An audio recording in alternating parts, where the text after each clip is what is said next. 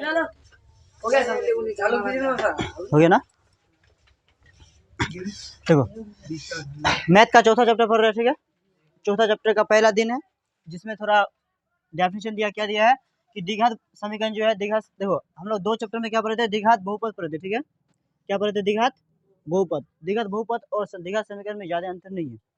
यदि कोई मतलब जैसे द्विघात बहुपद में हम लोग पढ़े थे ax square plus bx plus c, इसको कहते हैं द्विघात बहुपद कहते हैं, ठीक है। जब इसी में हम लोग क्या लग जाए, ax स्क्वायर प्लस क्या है bx प्लस c बराबर 0 लग जाए, तो क्या हो जाता है, ये द्विघात समीकरण हो जाता है। द्विघात रहता है, लेकिन इसको हम लोग क्या बोलते हैं, समीकरण बोलते हैं। और जब क्या बराबर ना लगे, ऐसा नहीं कि बराबर 0 आने से समीकरण हम लोग बोलेंगे। बराबर क्या 1 2 3 4 5 या -1 -2 कुछ भी हो सकता है, ठीक है। यदि बराबर के उस पर यदि हम लोग कुछ भी आए, -1 -2 या कुछ भी संख्या आता है, तो उसको हम लोग क्या बोलेंगे, द्विघात समीकरण बोलेंगे। और बराबर के उस पर यदि कुछ नहीं आता है, तो हो जाएगा क्या, हो द्विघात बहुपद होगा। जो क्लास हम लोग क्या 10th का ही जो दूसरे चैप्टर में पढ़े थे, क्या पढ़े थे, द्विघात बहुपद पढ़े थे। और जो अभी पढ़ेंगे हम लोग क्या पढ़ेंगे, द्विघात समीकरण पढ़ेंगे, ठीक है। रुमाल खाली।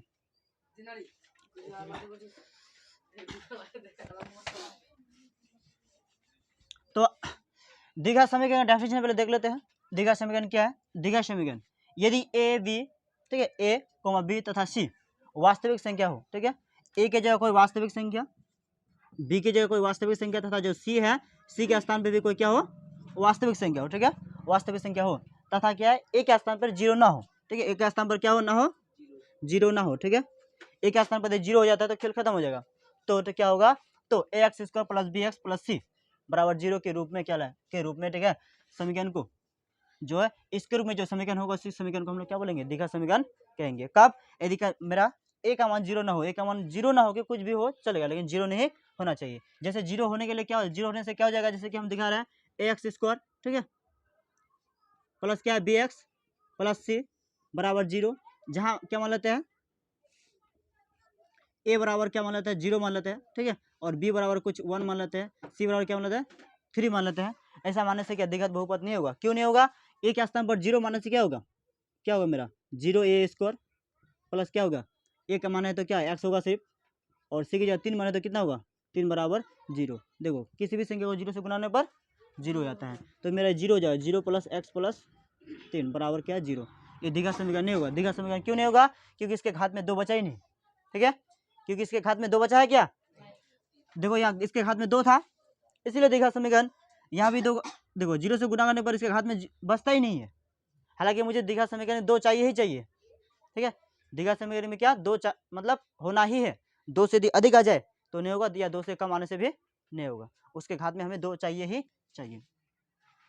जैसे कि आप मांगे चलो एक्स स्क्वायर प्लस वाई, ठीक है, प्लस 4 बराबर 0, क्या इसका हम लोग द्विघात समीकरण कर सकते हैं, नहीं कर सकते हैं।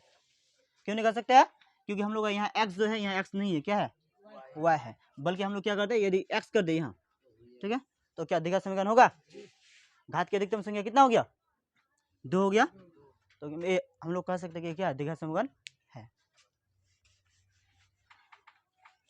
चलो आगे बढ़ते हैं। तो द्विघात समीकरण का जो मानक रूप होता है, ये तुम्हें ऑब्जरी में बहुत बार पूछता है और पूछेगा भी, ठीक है। जो ऑब्जरी है तुमको उसमें पूछेगा कि द्विघात समीकरण मानक रूप कौन है, तो मानक रूप हम इसी को बोलते हैं, ए एक्स क्या होगा square plus B X plus C होगा बराबर क्या होगा 0 या 1 2 कुछ भी हो सकता है। तो यही होगा उसका क्या द्विघात समीकरण क्या होता है, जो द्विघात समीकरण है उसका क्या होता है, ये मानक रूप होता है, ठीक, याद रखोगे इसको। तो क्या हो गया, मानक रूप हो गया। अब देखो मूल निकालने के लिए जो सूत्र ये यूज होगा, ठीक है। इसका जब हम लोग क्या निकालना होगा, इस चैप्टर में बहुत बार तुमको मूल निकालना होगा, जिस कारण से हम लोग द्विघात जो समीकरण होगा उसका जब क्या निकालेंगे, मूल निकालेंगे, तो हमें x बराबर जो सूत्र दिखे, ठीक है, इसी सूत्र का क्या करना पड़ेगा, यूज करना पड़ेगा, ठीक है। आगे जब क्या देखते हैं, यदि अल्फा और बीटा क्या हो, अल्फा और बीटा समीकरण A X square plus B X plus C बराबर 0 के मूल हो, तो उसका यदि मूल हो अल्फा बीटा क्या हो, इस समीकरण का यदि क्या हो मूल हो, ठीक है, A X square plus B X plus C जो है बराबर जो 0 है उसका मूल यदि क्या हो अल्फा और बीटा हो, उस कंडीशन में हम क्या करेंगे, इस सूत्र का यूज करेंगे, ठीक है, इसका और इसका। उस कंडीशन में क्या होगा, अल्फा बराबर माइनस बी, ठीक है, प्लस क्या होगा, यहाँ देखो उस कंडीशन में ये प्लस और माइनस नहीं होगा, सिर्फ क्या होगा प्लस होगा, रूट अंडर क्या बी स्क्वायर माइनस 4ac बट्टे 2a। और बीटा बराबर क्या होगा, माइनस क्या होगा b plus root under b square minus 4ac बट्टे क्या होगा 2a होगा। कब होगा? जब यदि कोई द्विघात समीकरण होगा उसका मूल्य यदि दिया हुआ रहेगा, ठीक है, मूल्य यदि क्या रहे अल्फा और क्या रहे बीटा रहे, मूल्य यदि अल्फा और बीटा रहे उस कंडीशन में हम लोग क्या होगा इस ये वाला अल्फा बराबर और बीटा बराबर का जो सूत्र होता है उसका यूज करेंगे। नेक्स्ट क्या बोला है, यदि A X square plus B X plus C बराबर 0 हो, ठीक है, इसको हम लोग क्या द्विघात समीकरण कर सकते हैं।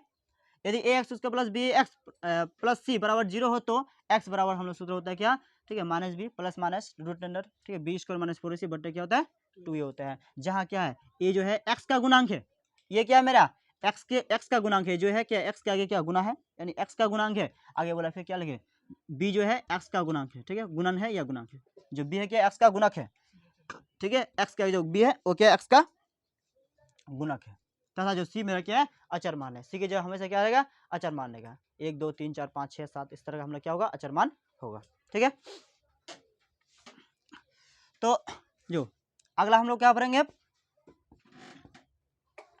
विक्टर जो होता है को डी द्वारा सूचित करते हैं, इसको हमेशा क्या डी द्वारा ही हमने सूचित करते हैं, और अतः डी बराबर, ठीक है, इसको हम लोग क्या चेक करते हैं, चेक करने के लिए क्या डी बराबर क्या बी स्क्वायर माइनस 4ac होती है, विविक्तर है या नहीं, यदि विविक्तर होगा तो क्या मूल निकलेगा, नहीं तो नहीं निकलेगा। उसका कंडीशन क्या है, जब क्या होगा, ठीक है, यदि डी क्या हो, यदि डी बड़ा या बराबर हो किससे 0 से, ठीक है, डी बड़ा या क्या हो बराबर हो किससे 0 से, तो मूल जो है वास्तविक होंगे।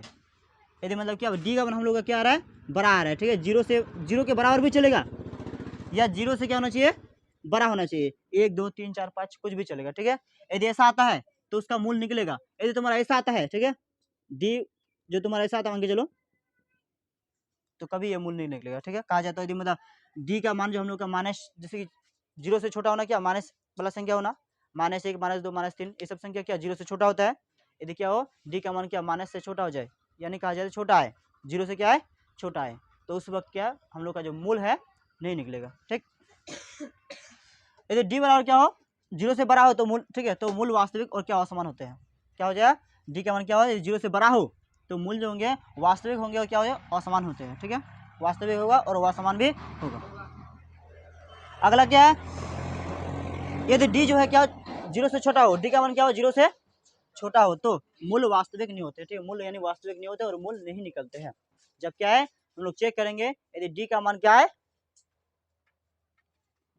0 से क्या है छोटा है, जैसे कि मान के चलो ऐसा दिया है, ठीक है, ये क्या है छोटा है, उस कंडीशन में क्या जो मूल होता है अवास्तविक, ये वास्तविक नहीं होते बल्कि क्या होता है अवास्तविक है, जिसको हम लोग क्या बोलते हैं काल्पनिक होते हैं, ठीक है, काल्पनिक होते हैं, और जिसको दूसरा नाम क्या होता है अवास्तविक होते हैं, अवास्तविक और काल्पनिक का क्या निकलता है मूल नहीं निकलता है, क्योंकि संख्या को 2 ही भाग में बांटा गया है, वास्तविक संख्या और, ठीक है, काल्पनिक संख्या, जिसको अवास्तविक संख्या कहते हैं। अवास्तविक जो संख्या होता है वो खत्म हो जाता है वहीं से, अवास्तविक संख्या क्या उसका ग्रुप वहीं से खत्म हो जाता है, जबकि हम लोग का वास्तविक जो संख्या है उसको फिर अलग अलग भागों में बांटा गया है, उसका अलग अलग संख्याएं होती है, जिसमें परिमेय संख्या अपरिमेय संख्या बहुत सारी संख्या आते हैं, पूर्ण संख्या आता है, यौगिक संख्या आता है, रूट संख्या आता है, ठीक है। तो क्या हो गया ये जो सारे के सारे सूत्र हो गए, ठीक है, और डेफिनेशन हो गया किसका, जो लेसन 4 शुरू करेंगे हम लोग, ठीक है, लेसन जो 4 जो द्विघात समीकरण शुरू करेंगे उसके कुछ सूत्र है, ठीक है, जो तुम्हें क्या ऑब्जेक्टिव में भी काम आएंगे, सब्जेक्ट में भी काम आएंगे, ठीक है, मैथ जो बनाएंगे उसमें भी काम आएंगे। इससे आगे कल पढ़ेंगे उदाहरण लेके, ठीक है, कि मूल कैसे निकालते हैं, जो मतलब द्विघात समीकरण निकालेंगे, द्विघात समीकरण से हम लोग को मूल कैसे निकालते हैं, ठीक है।